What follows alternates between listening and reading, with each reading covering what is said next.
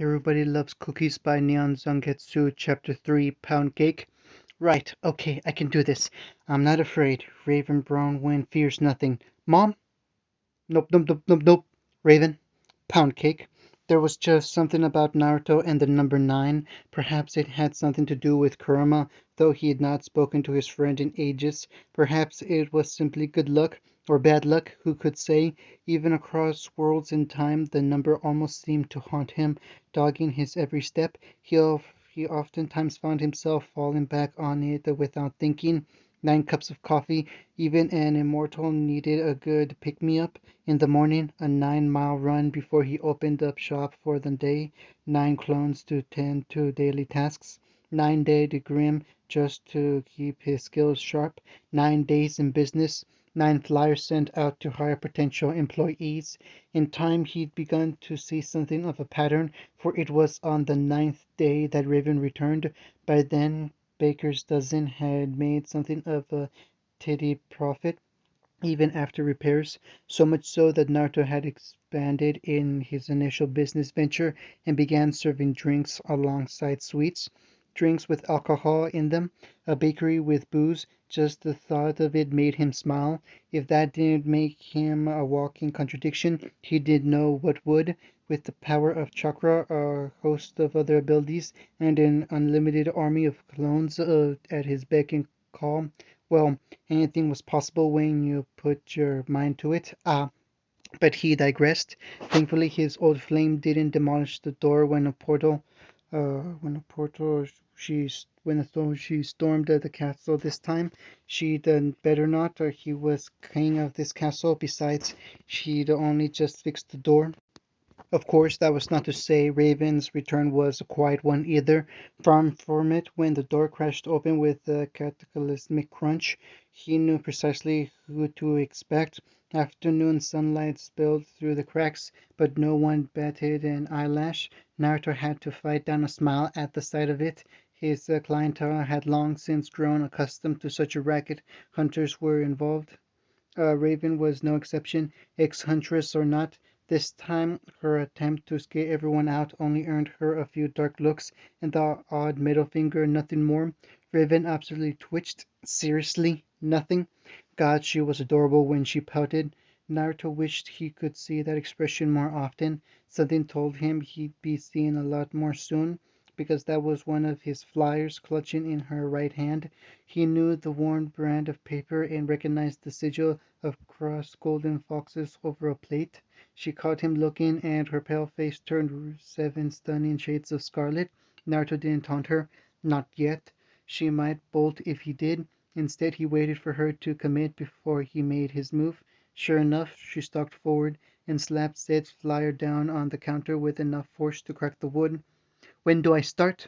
Start what? Naruto smiled like a shark, savoring the moment. I'm afraid you lost me somewhere in translation there, old friend. Raven leaned back, refusing to give him the satisfaction he sought.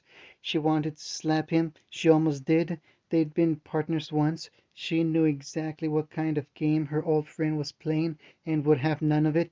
Blast him. He had always been a snarky little bastard in the past, but now he'd upped his game. She told herself she hadn't come back for him and almost believed the lie. Almost. She had told herself it was safer here with him than the tribe, at least for a little while. She'd seen the way he fought in the beginning, and he'd only gotten stronger since. She could see in the way he carried himself, even as he pulled the fresh tray of cookies from the oven. There was surety of purpose there that belied his power.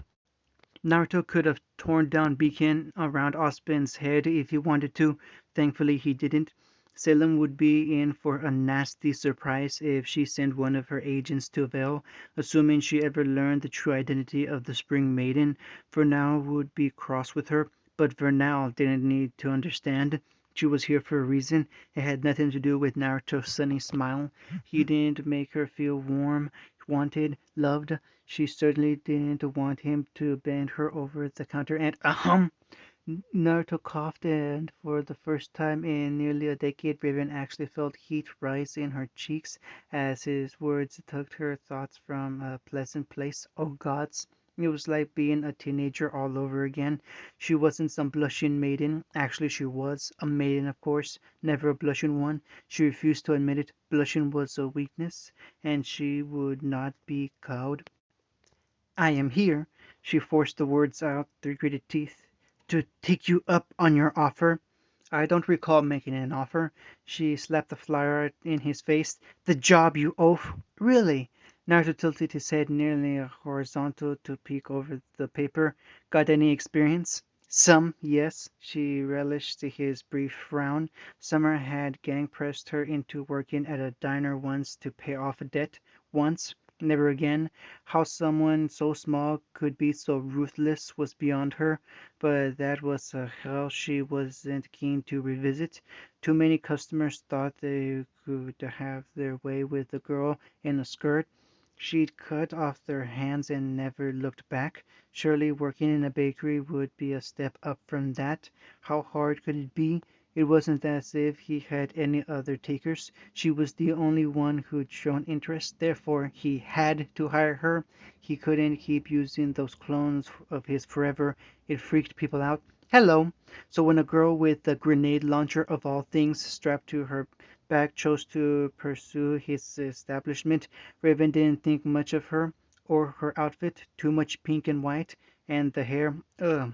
Not that she looked hideous or anything, mind you, it was just the colors that riled a Raven so, far too bright for her liking, and so she resolved to ignore her. Hey, mister, until the said girl elbowed her out of the way. You make pancakes here?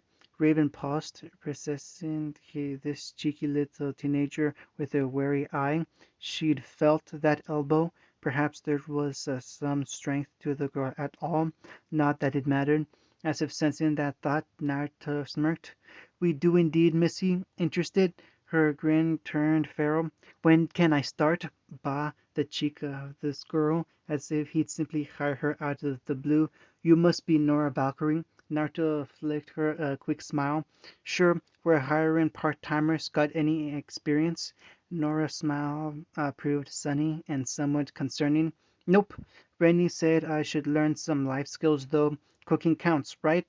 Why did Raven have the feeling this decision was going to end horrible for her? Naruto was no fool. Surely he wouldn't hire this slip of a girl just like that. He wasn't like Tai. He was no trusting fool. He would adeptly tell this Nora just what he thought of her inexperience and show her the door.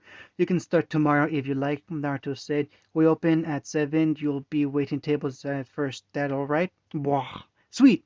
Nora chirped happily and skipped back the way she'd come. See you then, boss. Raven whipped back around and sputtered incredibly. Why? Pardon? Quick as a flash, she reached over the counter and grabbed him by the collar. She doesn't have any experience. She said so herself. And you do? He blinked a fox innocently. Yes! She released him with a hiss. He listened to the chuckle it earned. I just told you. Then you're hired. Naruto didn't bat an eyelash, but his shit-eating grin made her want to shriek. His hand dipped behind the counter and flung a bundle of gold red dark blue at her. Here's your apron. He chuckled as she caught it. Shift starts in 5 minutes. Hope you know how to clean dishes, because that's what you'll be doing tonight. You told that girl to come back tomorrow? Raven held, jabbing him with a finger.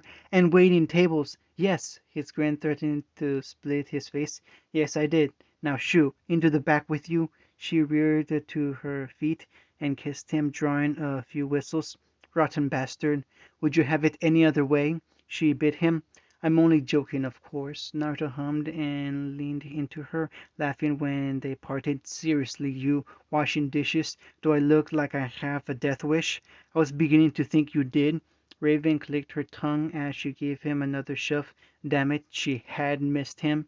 Insufferable snark and all. On a whim, she grabbed him by the sleeve, fingers fisting against the rumpled blue fabric.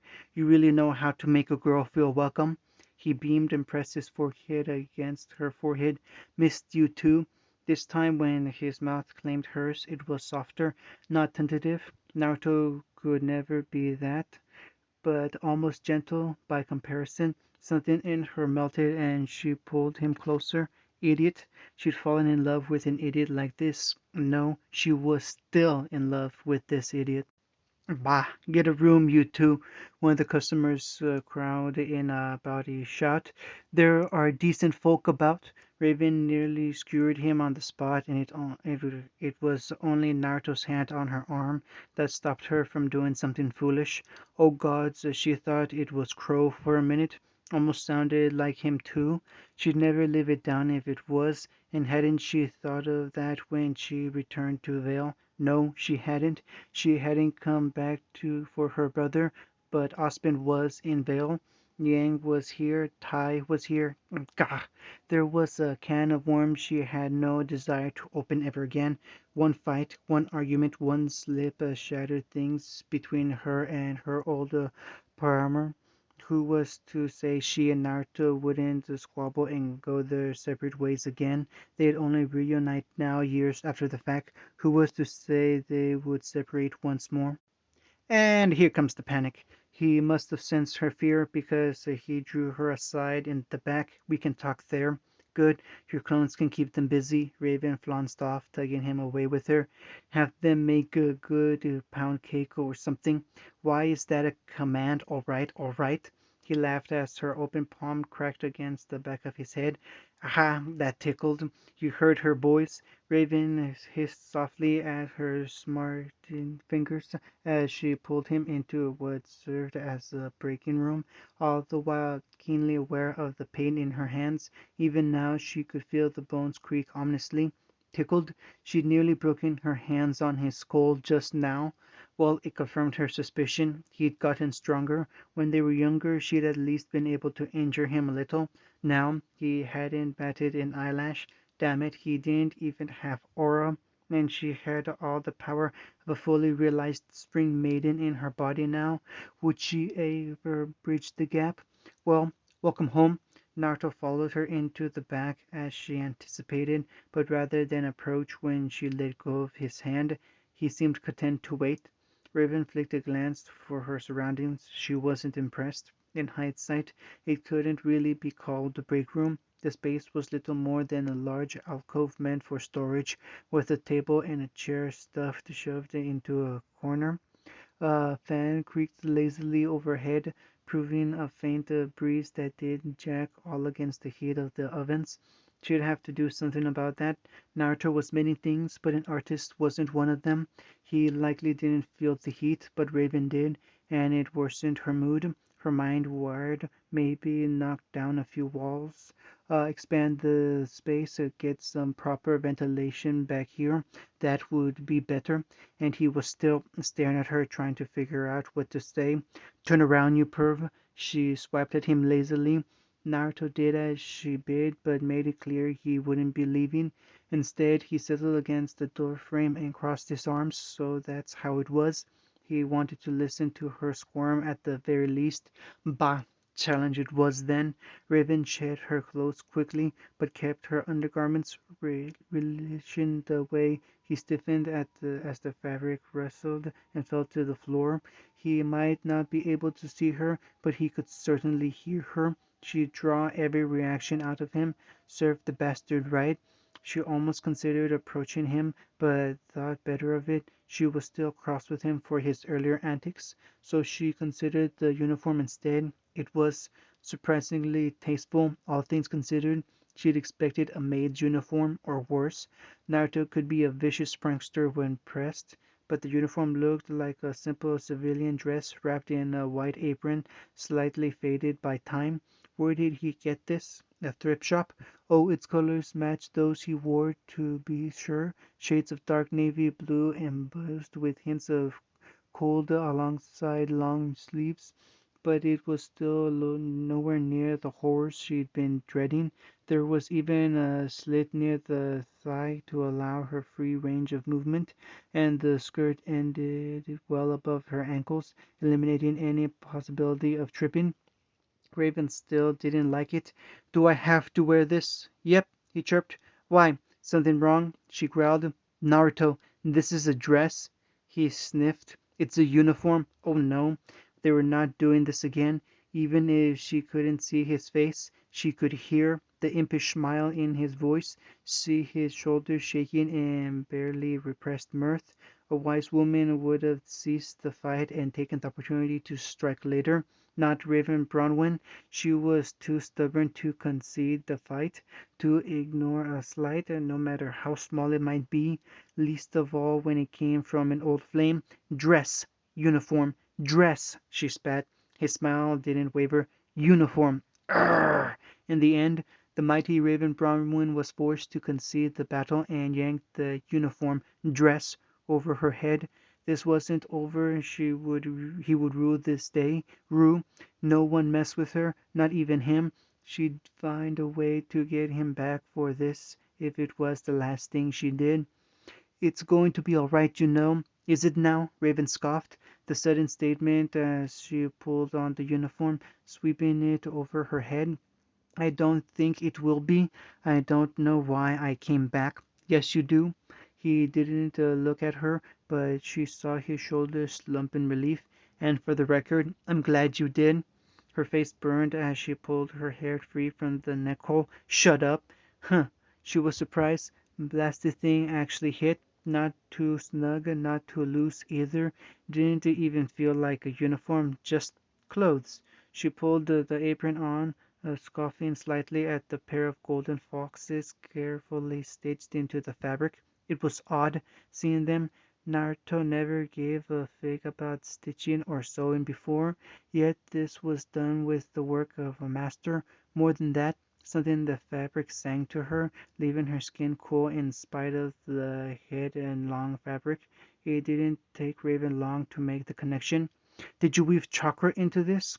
"Got it in one." He slapped his shoulders. "It's no armor, but it'll hold up in a fight." All sarcasm dripped from her voice.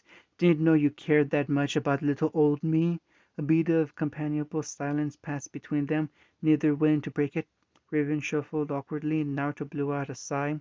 "I don't work with Ozpin anymore, if that's still bothering you." He'd likely said that to break said the silence, but it relieved her all the same. "We don't see eye to eye. My fighting days are done." Liar. They clearly weren't. Not if he could take a slap from a maiden and laugh it off. He had either kept up his training, or at the very least left his skills sharp. Even if he was done with Ozpin, and she believed he was, there was still the possibility of him becoming an enemy somewhere, or so her paranoid mind said. She wasn't sure which was worse, the idea of fighting Naruto, or loving him again. This was her fault. Perhaps she should have stayed away. Should she? It wasn't too late to create one of her portals and leap through it, but her heart twitched threateningly at the thought, keening like a forgotten child at the idea of leaving again. "And yet you've gotten stronger." So she took the bullhead by the wings instead. "Don't think I haven't noticed." A blue eye peeked over his shoulder as she caught the hint of a grin. "Didn't say I got soft." She accepted the challenge for what it was. "You can turn around now." Naruto did so, whistled. "Huh, you look good." Remarkably, he didn't snark any further than that. Oh, he looked he wanted to, but the sight of her seemed to steal his breath away. Raven preened. Of course she looked good. Her figure was a source of pride as much as it was. Becoming the spring maiden had only further enhanced that beauty. Humming, she presented her back to him. She supposed that sealed her fate. There was precisely three people she would willingly turn her back on in this world and still feel safe around. One of them was dead. The other was her brother. Naruto was the third. "Fix my hair." It was not a request. Warm breath seared the back of her neck. "What we talking about? A braid?" She shook her head and he did the opposite, carefully binding it back into a rough ponytail with the scrunchie she provided. "What happened to her now?" "Left her with the tribe," Raven hummed as his fingers worked her scalp. "And watch those hands, mister." A truth, albeit a half one. So long as her apprentice remained in Mistral, she had an instant portal out of this hellhole. If something happened, if her enemies came for her, she needed an escape route. So long as the girl didn't get it into her fool head to follow her, all would be well. "Where will you be staying?" With you, of course. A blood-red eye regarded him over her shoulder as he worked. You wanted me here. I'm here. She turned to face him as he released her ebony tress and planted a hand on her hip, shifting forward ever so slightly. I hope you're happy with yourself. You'll not be getting rid of me that easily. Now to quirk the brow. I still snore, you know, and I hog the covers, if you recall. She shot right back, unable to keep the smile from her face as she stepped to him. That's a problem. Damn him. Damn him for making her feel young again. This wasn't going to last. Happiness never did. It was only temporary. She'd do something to piss him off, or he'd set her off with one of his pranks. They'd grow tired of one another. This couldn't last, because if it did, it made her the fool, and that made her feel like shit. She'd been the one to run when things got tough. He hadn't. Why was he being so bloody patient with her? Why was he trying? He considered her words for a moment and shrugged. Nope. Ribbon's eyes blazed with scarlet flames as she dragged his mouth down to hers. Naruto inhaled sharply. If there was one thing that she took pleasure in, it was her ability to get a reaction out of him. She always did. And this, she delighted in pushing him away from her, hearing him growl in frustration. He reached for her hips, but she ducked away, leaving his hands clutching at empty air. He could have pursued her, chased her down, tackled her, nailed her to the floor, and made sweet, sweet love to her. Gods knew she wouldn't be able to escape from him if he took it into his head to actually exert himself. That he didn't do so now suggested a level of control that hadn't been there before. Naruto sighed. Well, Ray, even I'm not that cruel. You'll get more later, if you're good. Cruel, cruel woman. You couldn't force Reverend Bronwyn to do something, anything for that matter. If you did, she would rebel. You could nudge her, suggest things, but any choice she made had to be done of her own volition. Oh, she was rude and flighty, and damn did she look good in that dress, but he believed in her all the same. Was this pity of him? Perhaps it was. Having Raven had a strong personality. For all her cowardice, she could be incredibly stubborn when she wanted to be.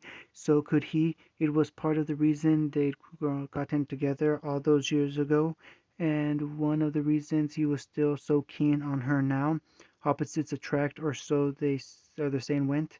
Bollocks. So what if she'd been unfaithful? So what if she told half-truths? It didn't change who she was at her core. When he looked at her, he still saw the woman he'd fallen in love with all those years ago. That hadn't changed, of course. He still wanted to bend her over and, hello? An unfamiliar voice called them, causing them both to jump. Is the manager in? They parted with more of a growl than an actual sigh. Guess that's our cue. Raven followed him back out front and absolutely froze. It was then that things went pear-shaped. Come on, you gotta see this place. Yang allowed herself to be dragged down the sidewalk as only a big sister could, which is to say, she bore Ruby's singular enthusiasm with a chagrin.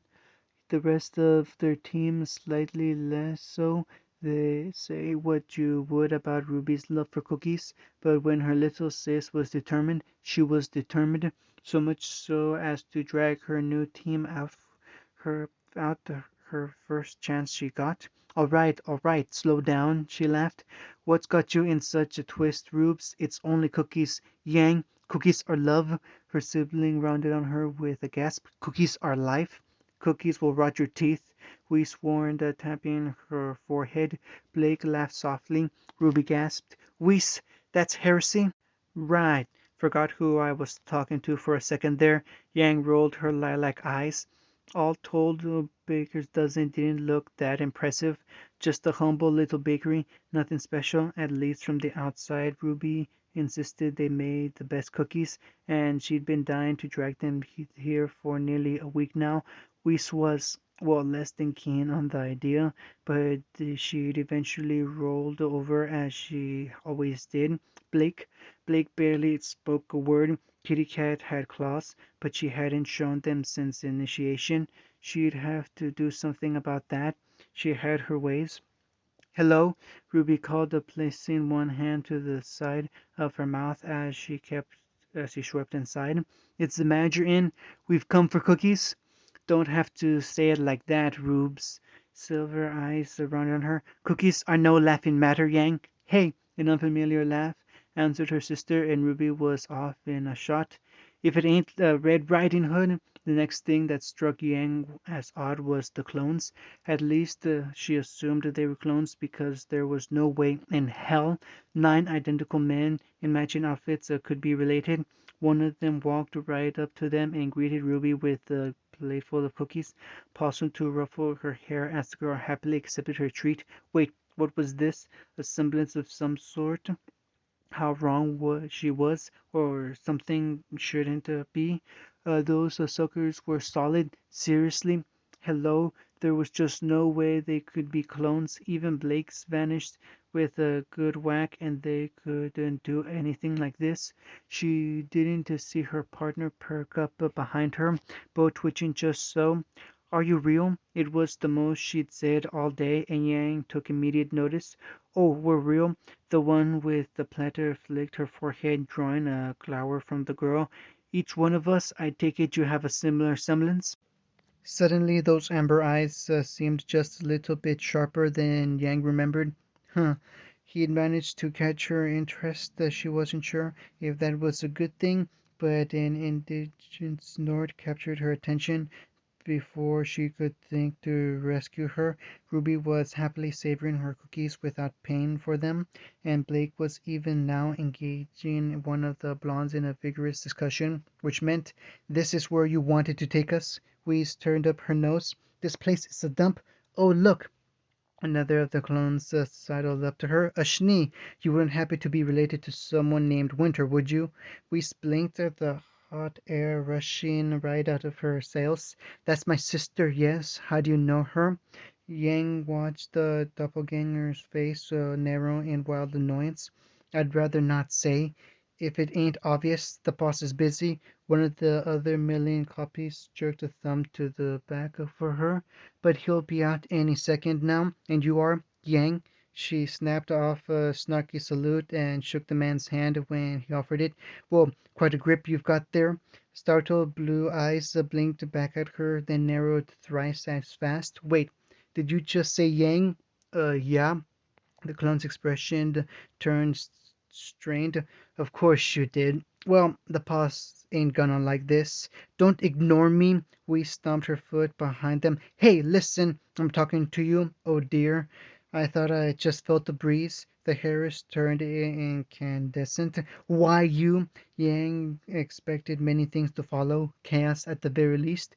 Ruby hadn't been wrong. This place was interesting, if a bit homely. Even with 4 of the clones having peeled off to engage each of them, 5 more were still busying themselves with other customers.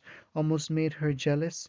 She liked her semblance and all, but this one was the epitome of multitasking, unless they were all brothers or something, which would be weird. Cool, but still weird. As such, she wasn't paying much attention when a bell chimed from the back, heralding a new arrival.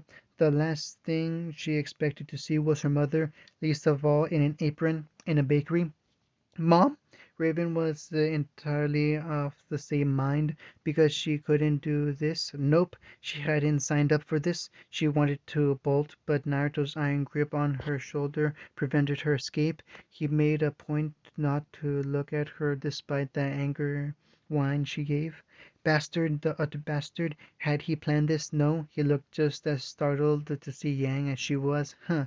At least she could take some small spiteful satisfaction in his stupefied gaze right now. She hadn't been lying. She was certain Yang was his daughter, no matter what Time might think, and said daughter was currently gaping at her like a fish. "Ruby, what the hell?" "I'm sorry," her sister wailed. "She wasn't here last time. I didn't see her. Shit. I mean, welcome."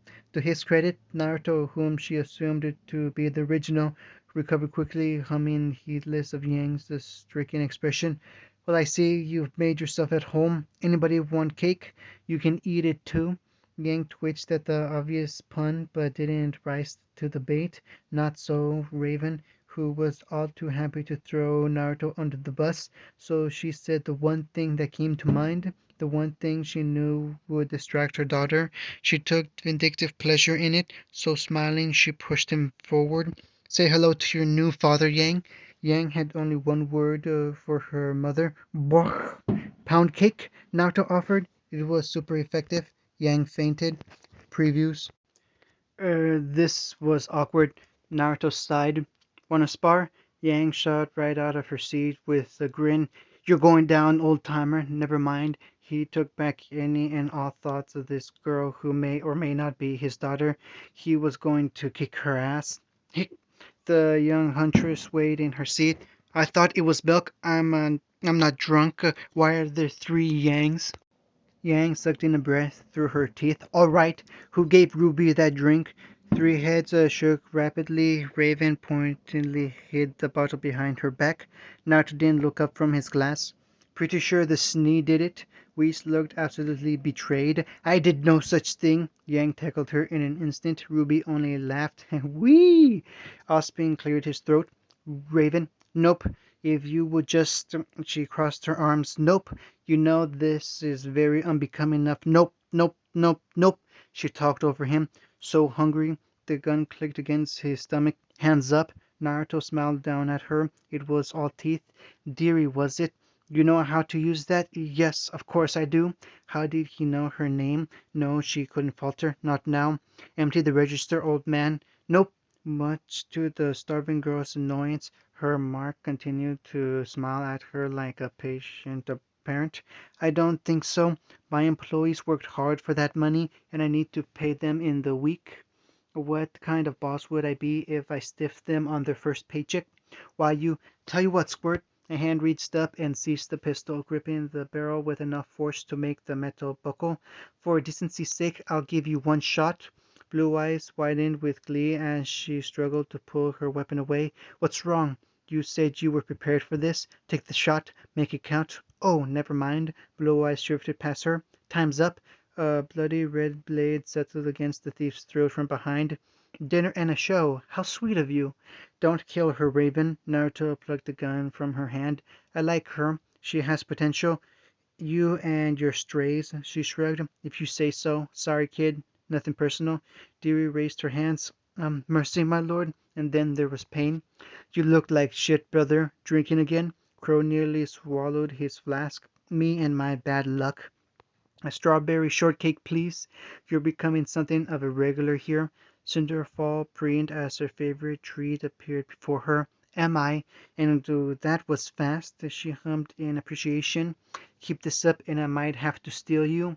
You can try, came Naruto's humming reply as he poured her a tall glass of milk. But I'm afraid I'm already spoken for. Are you now?